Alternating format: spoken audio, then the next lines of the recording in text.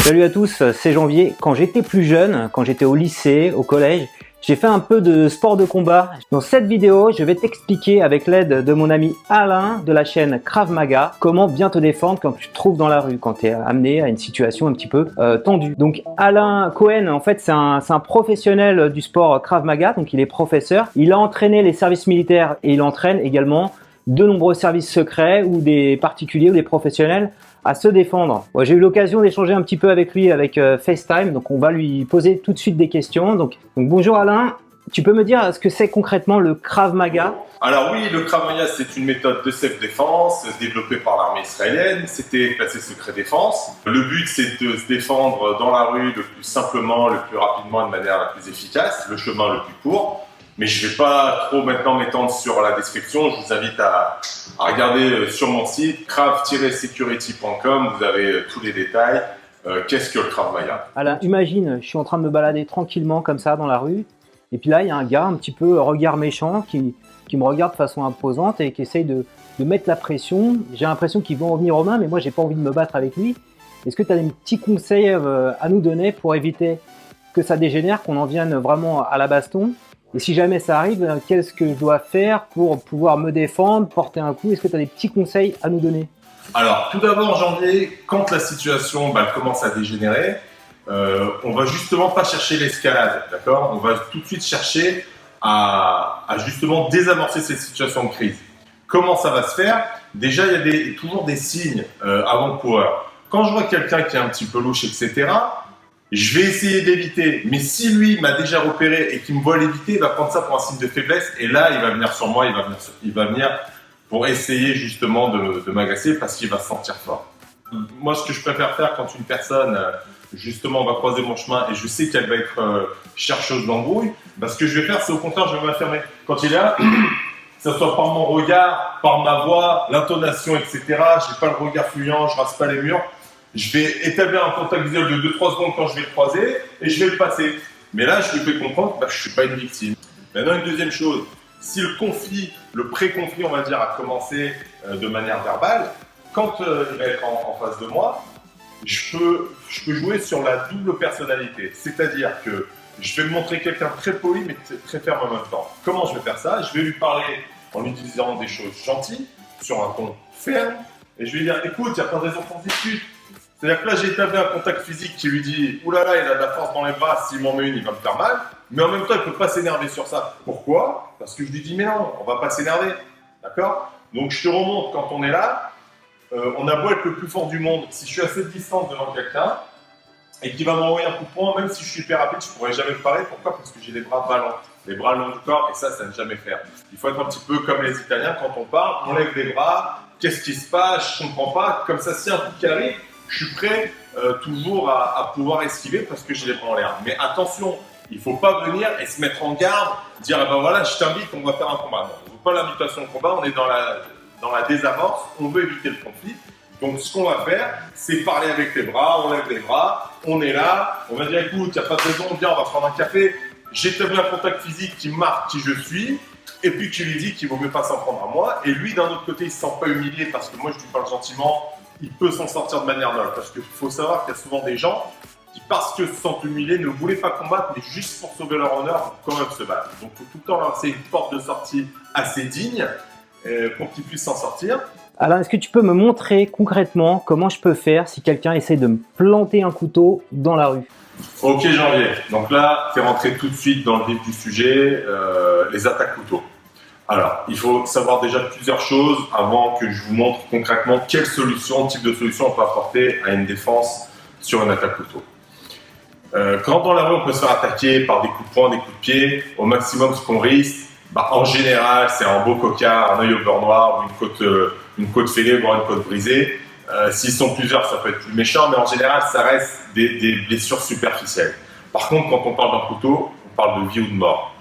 Et puis on voit beaucoup de choses sur internet, beaucoup de techniques de défense sur couteau qui sont assez farfelues parfois. On est dans la théorie. À la salle, quand on pratique des défenses couteau, on pratique sur des attaques types et on fait des défenses types, ok, pour créer des automatismes. Parce que c'est vrai qu'on ne saura jamais réellement quel type d'attaque va tomber sur nous, mais on sait les classifier, on sait qu'il y en a à peu près 6 ou 7 basique, que ça sera forcément une de ces 6 ou 7. Et donc, nous, on va travailler des défenses types sur des attaques types. Mais après, dans la rue, il faut savoir que la personne qui t'attaque, c'est pas une machine. Si le matin, elle a mangé un truc qui a le digère de travers, elle pensait t'attaquer comme ça, et puis d'un coup, elle a une crampe de ventre, elle va descendre comme ça. Donc, c'est ce qu'on appelle le facteur humain. On ne sait jamais réellement comment va être l'attaque. Mais on va, au-delà de ces techniques théoriques, on va travailler sur des principes types. On sait que quand quelqu'un attaque au couteau, ça ne sera jamais une attaque une fois. Il va attaquer à multiples reprises parce que soit c'est une personne qui menace, elle veut quelque chose, elle n'était pas venue pour m'attaquer, soit c'est une personne qui m'attaque et elle est folle. Elle est folle, cette personne, parce qu'elle veut me tuer. Donc cette personne, je pense pas qu'elle va se contenter d'un seul coup de couteau, elle va essayer d'en mettre 10. Et la bonne chose, c'est que quand quelqu'un me donne un coup de couteau, je sais qu'il va m'en mettre un autre. Et pour en mettre un autre, il doit faire un geste, c'est repartir en arrière. Il doit tout le temps réarmer. Son épaule, elle doit avoir une souplesse pour repartir en arrière et frapper. Donc moi, ce que je fais quand je vais faire une défense de couteau, je ne vais pas chercher à attraper l'arme, c'est impossible parce qu'à chaque fois que je vais l'attraper, lui, il va arracher son bras. Il va arracher son bras. Je vais venir pour attraper et il arrache son bras. Arrache ton bras, il arrache son bras. C'est impossible d'attraper son bras. Donc ce qu'il faut faire, c'est que quand il m'attaque, ici, on ne va pas chercher à attraper, on va plutôt chercher à suivre le mouvement vers l'arrière. Si lui va vers l'arrière, moi je vais vers l'avant. Et donc c'est ce qu'on va faire sur l'attaque couteau.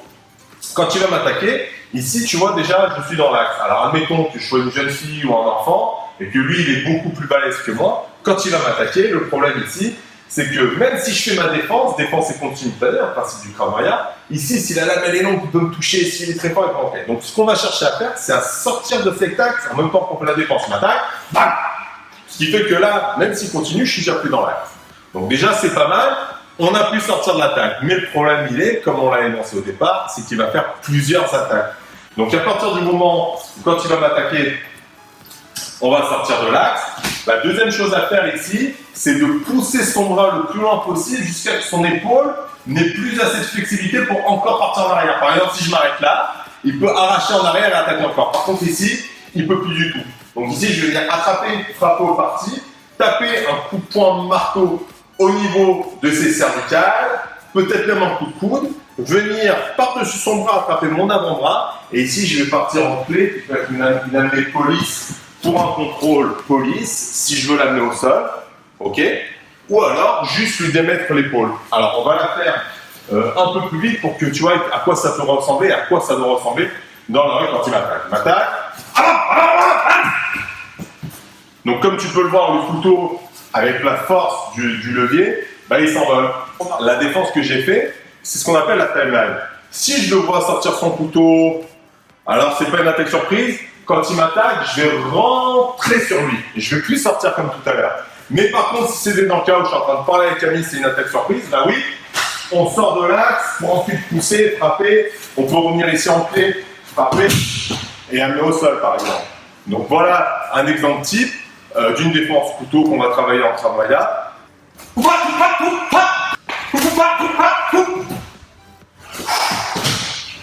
Alain, et si maintenant je suis dans le train, que je vois en face de moi au loin quelqu'un qui est prêt à sortir une arme et à s'en servir sur la foule, comment je fais concrètement pour pouvoir l'immobiliser et l'empêcher de commettre l'irréparable? Ok, alors là ta question, c'est une question qu'on pose justement beaucoup dans les stages. Comment faire quand on repère, pas forcément un terroriste, mais peut-être une personne suspecte et puis qu'on est dans un milieu public, transport en commun, etc. Et puis on a peur pour soi, puis on a peur aussi pour son entourage. Et alors, on va voir comment on peut appréhender une personne qui, pour l'instant, nous paraît suspecte. Par exemple, si on est dans un avion, c'est pas forcément un terroriste, le gars. Il y a juste des fois des personnes qui supportent pas d'être dans des milieux clos et d'être enfermés. Ils sont claustrophobes. Donc, ces personnes peuvent perturber le vol ou le trajet en train par leur comportement anormal, parce qu'en réalité, ces personnes, elles sont très bien, elles sont très gentilles, mais là, elles sont anormales parce qu'elles ont un problème psychologique, voire psychiatrique, dû à l'enfermement. Et donc, c'est des personnes qu'il ne va pas falloir forcément faire du mal, mais plutôt aider à les calmer, les contrôler. Alors, une technique qu'on fait, c'est que la personne, elle est debout, en train de crier « je veux sortir, je veux partir », ou alors même le cas du terroriste. Ce que nous, on va chercher à faire, c'est de lui faire un changement radical, la douche froide. Alors nous, on ne va pas utiliser la grande claque, mais c'est un peu cette histoire, où on ne va pas utiliser justement un grand seau d'eau à la tête, parce qu'on n'en a pas sous la main. Mais on va utiliser un autre principe. Il est en haut, il est debout, on va l'amener au sol. Et pour ça, on va expliquer 2-3 petites choses très intéressantes. Tu vas voir que ici, quand je vais le pousser, et lui il pousse très fort, et j'essaie de résister, et c'est pas évident, d'accord, parce qu'il a beaucoup de force, j'ai du mal, d'accord. Et pourtant, j'y vais avec tout mon poids du corps et je suis plus lourd que lui.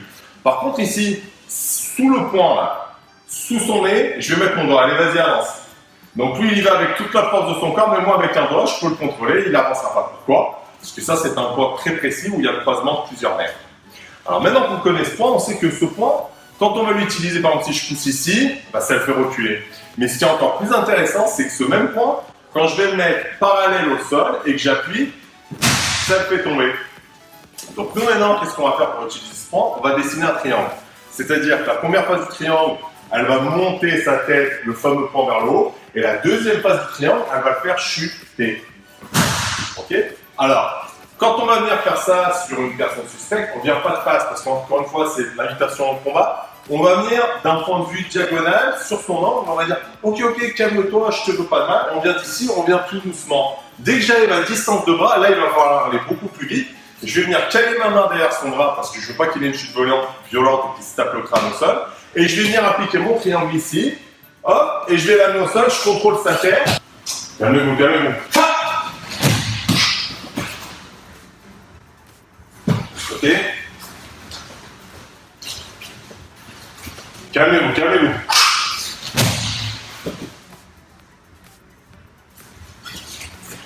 Autre variation du triangle, on va pouvoir travailler avec une frappe au niveau des épaules où je vais amener une épaule vers l'avant et une épaule vers l'arrière. Donc on va faire 1, 2, et là je le ramène légèrement. Encore. On est face à face, les mains vers le haut. Là, j'ai pas pu venir vers là, je travaille de face, donc je vais me protéger. Et je vais travailler 1, le switch, 2, le triangle. Calmez-vous, calmez-vous. Hop, le lever. Calmez-vous, calmez-vous. Hop, hop. Alors là, on a vu que la partie contrôle, mais après, je peux monter crescendo. Si la personne elle est vraiment suspecte, tiens-toi les bras le long du corps, etc., ou même en garde, la même technique pour avoir plus d'efficacité, elle peut commencer avec une frappe au parti. Quand quelqu'un se prend un coup au parti, boum, tu vois le résultat, il se baisse. Donc moi, après ma frappe au parti, bam, je tombe de mon poing au niveau de ses cervicales, coude, j'attrape, bam, on peut même briser. D'accord? Dans les cas extrêmes, personne ne peut se dire, surtout en France, dire bah non, il n'y a pas de cas extrême. Il y en a, ça arrive trop souvent. Donc on remonte, on est là, frappe parti, frappe du marteau, coude, on attrape le menton, on tire de manière droite pour briser, ou alors on peut tirer ici pour contrôler, et ensuite encore briser. On la fait un peu plus vite. De ce côté.